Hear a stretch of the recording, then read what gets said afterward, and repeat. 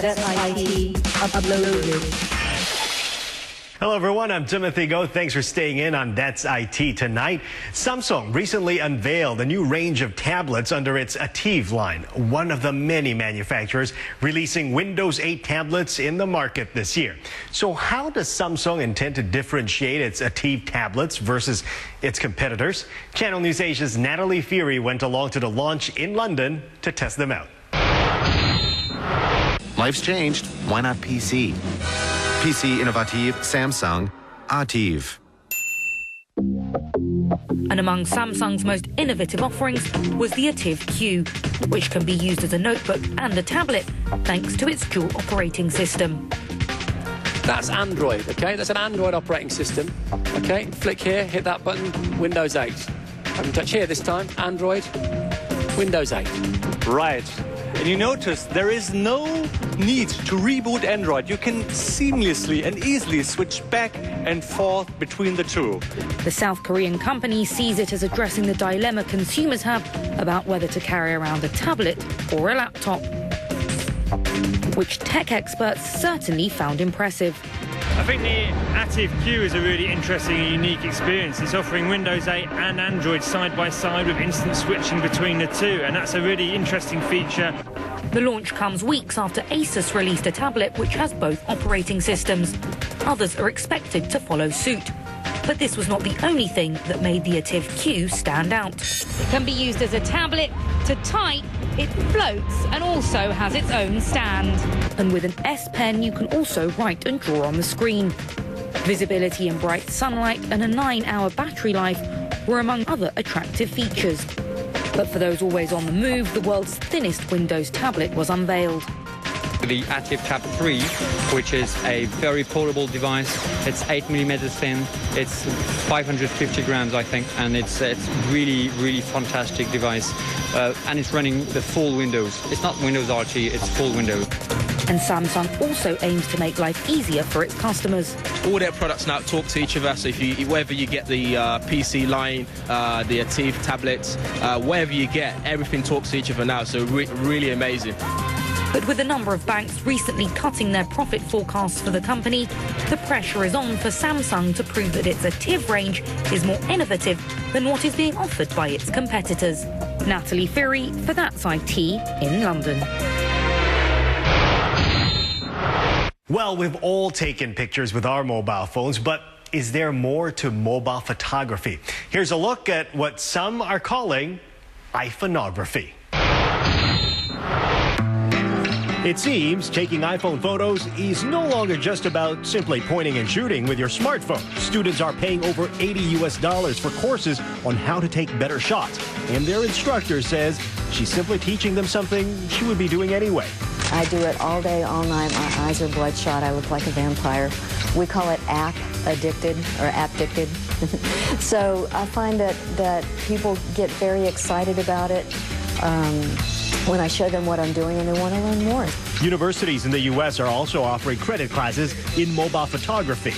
My expectation before they leave this class is that they'll be able to use their iPhone to shoot, edit, and transmit news.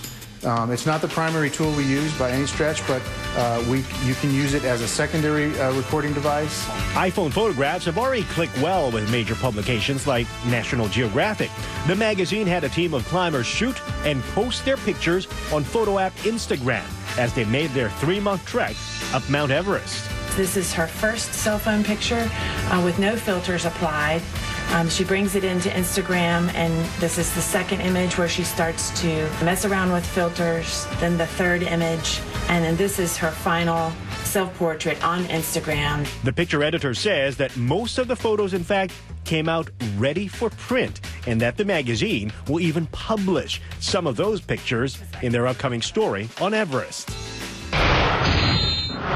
Well, did you know our data consumption surged because we've been posting more and more pictures on a daily basis?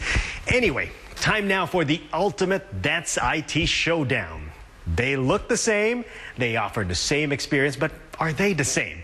We pit the Xbox One against the PlayStation 4 in gaming's greatest rivalry.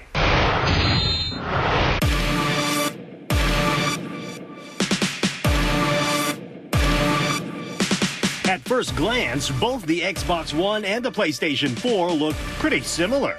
Both are black and blocky. Strip them down to their hardware and they're still kind of similar. Both the Xbox One and the PlayStation 4 will run on the same 8-core AMD processors. Both will have Blu-ray capabilities, although the PS4 does seem to have a higher graphics processing unit running at 1.84 teraflops compared to the Xbox One's 1.23. But the Xbox One and the PS4 was originally expected to be very different. Unlike its gaming counterpart, the Xbox One was marketed as an all-in-one family entertainment system, featuring so-called Snap apps, which users can use while they game, or even use the Kinect's voice recognition service to change the channels. Xbox, game.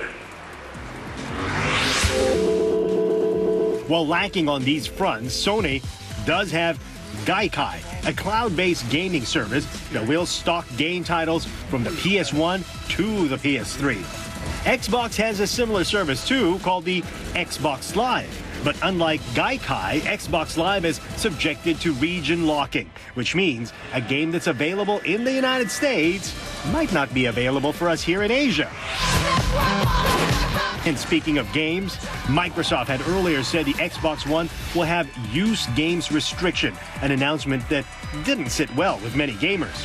Another change that rubbed users the wrong way, the Xbox One needed a constant internet connection for daily authentication checks. Microsoft later reversed their stance on both these hot topic issues after the Electronics Entertainment Expo, or E3, in June. When a gamer buys a PS4 disc, they have the rights to use that copy of the game. Sony, on the other hand, said they were not going to fix what's not broken. The PlayStation 4 wouldn't have used any games restriction. The PS4 does need an internet connection, though. Users will need to connect online once to set up the system, something the Xbox has also said it will do. But when can you actually get your hands on these consoles? Well, the Xbox One will launch in November for $499, but those in Asia will have to wait a while longer. The console will only arrive here later in 2014. As we've done in previous releases of Xbox console, we stage that release over a period of time, so we make sure we have exactly the right content, the right applications for entertainment experiences with the live service, and we want to make sure that we get that at the right time and the right experiences for customers. Sony, on the other hand, is launching the PS4 at $399 US. The ETA, late 2013. So, which side are you on? Let us know on Facebook or on Twitter. I'm Timothy Go. That's it.